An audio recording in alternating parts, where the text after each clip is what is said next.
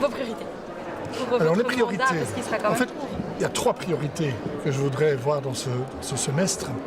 La première priorité, c'est de m'inscrire à fond dans la logique de la croissance et de l'emploi. Et aujourd'hui, on voit qu'on sort progressivement de la crise. Donc il est clair qu'il faut consolider les choses. Et pour cela, il y a un secteur sur lequel je m'attacherai à travailler, c'est la garantie jeune. 6 milliards qui doivent être mobilisés en 2014 et 2015. Donc, il est clair qu'aujourd'hui, seuls 5 pays se sont inscrits dans cette logique. On voudrait inciter évidemment les pays à s'inscrire dans cette logique parce que le chômage des jeunes est quand même un élément tout à fait préoccupant dans toute une série de pays. Premier élément de la croissance et de l'emploi. Deuxième élément, toujours dans la croissance et l'emploi, il y aura d'ici 2020 1 million de postes disponibles dans les ICT. Donc là, je pense qu'il y a véritablement des messages à faire passer, comme quoi les formations doivent être accélérées pour permettre aux jeunes d'accéder à ces nouveaux médias, enfin, qui ne sont pas si nouveaux que ça, mais en fait, disons qu'ils continuent en tous les cas à être un élément porteur pour l'avenir. Et troisième élément, toujours dans la croissance et l'emploi, une série de jobs verts, des green jobs, qui peuvent être créés à partir des énergies renouvelables. J'ai beaucoup travaillé sur les énergies renouvelables, sur l'efficacité énergétique, sur l'économie circulaire, avec la récupération notamment des déchets. Donc tous ces éléments me permettent en tous les cas de dire qu'aujourd'hui, il y a de l'espoir pour une série de jeunes à partir du moment où les formations sont ciblées sur ces éléments d'avenir. Ça, c'est la première préoccupation. La deuxième préoccupation, c'est évidemment un phénomène qui touche surtout le sud de l'Europe, c'est le phénomène migratoire. Aujourd'hui, les collectivités locales et territoriales subissent de plein fouet l'arrivée de personnes qui cherchent un espoir dans l'Europe, après avoir vécu des conditions extrêmement pénibles de traverser la Méditerranée, etc. Après avoir souvent subi beaucoup de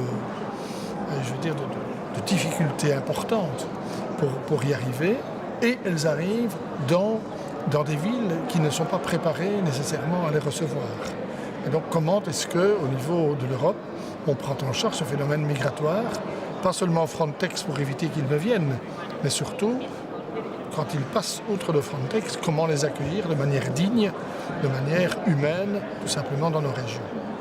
Et troisième axe de mon semestre, ce sera de prendre en compte la politique de voisinage, essentiellement vers l'Europe de l'Est.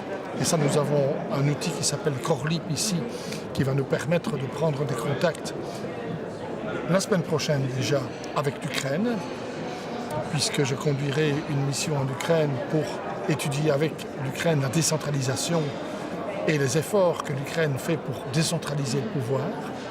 Donc ça, c'est un élément. Je fais aussi référence à Haarlem, qui est une manière pour nous de nous préoccuper de ce qui se passe sur la rive sud de la Méditerranée et comment est-ce que nous pouvons prendre en compte davantage, les intérêts des villes et des régions des rivages sud de la Méditerranée. Voilà donc 3 préoccupations, croissance-emploi, migration et politique de voisinage. Et donc, comme vous le disiez, c'est un mandat d'environ un semestre. Est-ce que vous souhaitez le voir reconduit déjà? Est-ce que vous prêtez... Ça, je vais travailler dans le cadre du semestre. Oui. Et donc, il appartiendra au nouveau comité qui sera réuni de voir si on prolonge le mandat ou non, mais ce n'est pas en tous les cas dans les cartons pour le moment. Oui.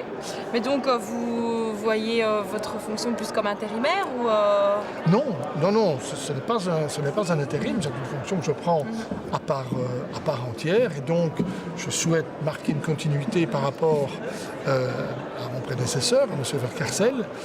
Au niveau institutionnel, par exemple, il y a un élément tout à fait important qui doit être mis en place, c'est l'implémentation de l'accord avec le Parlement européen. Vous savez que nous avons, au niveau du comité des régions, signé un accord avec le Parlement européen, un accord de collaboration.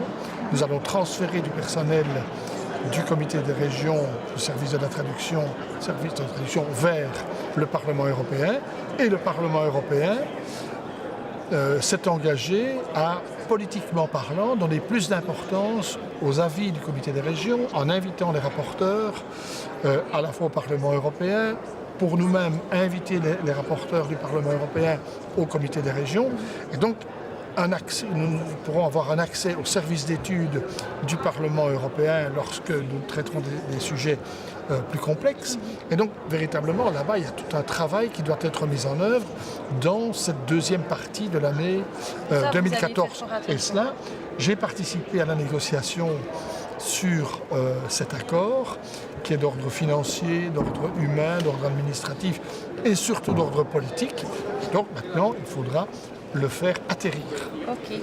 Mais donc c'est essayer d'avoir plus de synergie entre vos deux institutions. Tout à fait, tout à fait. Donc pour nous, en tous les cas, notre partenaire privilégié pour influencer, je vais dire, la politique européenne, c'est évidemment, à côté de la Commission, bien sûr, c'est évidemment le Parlement wallon, puisque nous sommes un organe élu. Vous avez dit Parlement wallon. Je pense qu'il y a encore un petit peu de... On est face, oui, c'est ça. Pour nous, le Parlement européen est évidemment notre organe principal, puisque nous sommes un organe démocratiquement élu, que le Parlement européen aussi organise ces élections. Et donc, c'est vraiment notre partenaire. Et du coup, quelles sont aussi les législations auxquelles vous avez prêté le plus attention, les législations qui sont en cours et qui vont être négociées par la nouvelle commission, qui sont en cours? Mais écoutez, la nouvelle commission va définir ses priorités. Donc, il est clair que nous allons étudier ce que la commission va lancer comme projet. Il est trop tôt, évidemment, ici pour anticiper les choses. Mais incontestablement, il y a toute une série d'actions qui seront conduites par la Commission. Je pense notamment à tout ce qui est, je vais dire là, ce que j'ai appelé l'économie circulaire, c'est-à-dire comment récupérer toute une série de déchets qui sont là et qui, au niveau de l'Europe, constituent non pas des déchets, mais une source tout simplement d'énergie. Ça, c'est un élément qui sera certainement continué. Très attentif aussi à tout ce qui est climatique. Et donc, comment est-ce que les autorités locales et régionales peuvent répondre à ces préoccupations? Je pense par exemple au pacte des mers. Il y a quand même, le comité des régions a pris une importance très grande en soutien au pacte des mers. Et donc, il faut prolonger ces éléments. Voilà en tout cas deux secteurs qui seront certainement au sein de la commission comme des secteurs prioritaires. Jusqu'à maintenant, en tous les cas, je me limite à ça, mais nous verrons.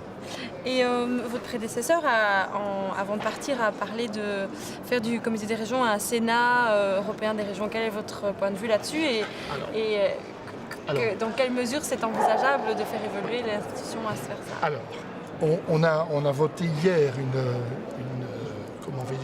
résolution qui, disons, ne parle pas du Sénat des régions. Par contre, aujourd'hui, nous venons voter une résolution qui, je vais dire, met le comité des régions dans une perspective de 20 ans. Et donc, là-bas, la première des choses que nous allons modifier, c'est de modifier le titre du comité des régions. Dorénavant, j'ai déposé un amendement et il est passé. Dorénavant, le comité des régions s'appellera le comité européen des régions. Nous étions la seule institution dans laquelle le terme européen n'apparaissait pas. Et donc dorénavant, maintenant c'est officiel, la séance plénière l'a décidé, comité européen des régions. Premier élément. Deuxième élément, nous souhaitons avoir de plus en plus un rôle à travers la législation européenne, à travers le Parlement européen. Et pour cela, nous venons de déterminer dans cette perspective à long terme que nos avis devraient être des avis conformes. C'est-à-dire un avis conforme, c'est-à-dire que lorsque le comité des régions émettra un avis, le Parlement européen sera tenu de le respecter. Autrement dit, de l'inscrire dans une législation. Et troisièmement, ça c'est la troisième étape, on pense que le comité des régions pourrait devenir une sorte de Sénat, c'est-à-dire une chambre de réflexion dans laquelle les régions participeraient comme elles participent aujourd'hui, mais avec une forme d'institution et non plus une forme de comité telle qu'elle existe aujourd'hui. Donc, c'est une perspective à long terme. Il n'est pas envisageable de créer les choses dès maintenant, mais progressivement, le fait régional s'imposant de plus en plus au niveau de l'Europe, on voit que les régions, que ce soit les régions ou les macro-régions demain, joueront un rôle plus fondamental qu'elles le jouent aujourd'hui.